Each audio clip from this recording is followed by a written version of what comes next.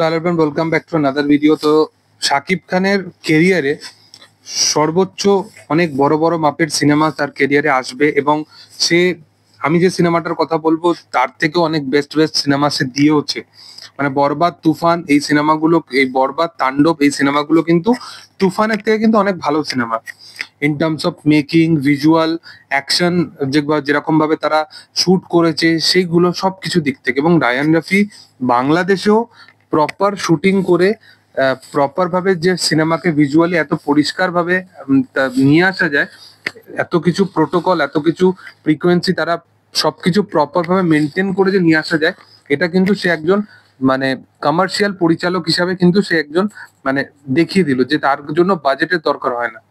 ভালো টিম যদি থাকে, ভালো বাজেট যদি থাকে এবং ভিজুয়ালি যদি তার থিঙ্কিং যদি সবসময় শার্প থাকে, সে কিন্তু এ করবে। এবং শাকিব খানের কেরিয়ারে তুফান এমন একটা সিনেমা যেটা তার কেরিয়ারের যেরকমই ফেজে সে পৌঁছাক না কেন, সেই ফেজেতে কিন্তু তার তুফান সিনেমাটাকে সবসময় মনে করবে অডিয়েন্স।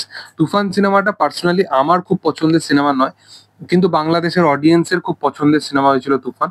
এবার তুফান নিয়ে আমি কেন বলছি, তুফান এই সিনেমাটা কিন্তু প্যান ইন্ডিয়া আসারও কিন্তু প্ল্যানিং আছে, বা প্যান ওয়ার্ল্ড ওয়াইড তারা হিন্দিতে রিলিজ করারও কিন্তু তারা মানে থিঙ্কিং কিন্তু করছে। কারণ তোমরা সকলেই জানো যে এসবিএফ যেহেতু এই কাজটার সাথে যৌথ প্রযোজনায় ছিল এবং এসবিএফ গতকালকে একটা হিন্দি ট্রেলারও আনে।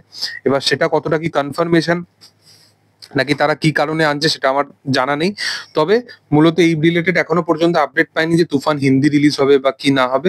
তো তুফান হিন্দি রিলিজে কেমন কি রেসপন্স পাবে আমি জানি না, তবে শাকিব খানের কেরিয়ারে যত কেরিয়ারের একটা নতুন নতুন ফেজ আসবে এবং আপকামিং দিনে শাকিব খান যেরকম যেরকম প্রজেক্ট নিয়ে আসছে সেগুলো সত্যি দুর্দান্ত।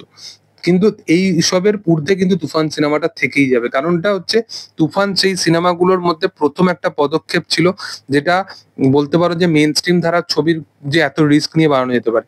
এবং রায়ান রাফি আজকালকার দিনে দুই বাংলাতে, আমি শুধুমাত্র বাংলাদেশের কথা বলছি না, আমি বলছি দুই বাংলাতেই রায়ান রাফির মতো কিন্তু কমার্শিয়াল ধারার কিন্তু বা মেন স্ট্রিম ধারার কিন্তু ডিরেক্টর কিন্তু নেই বললেই চলে।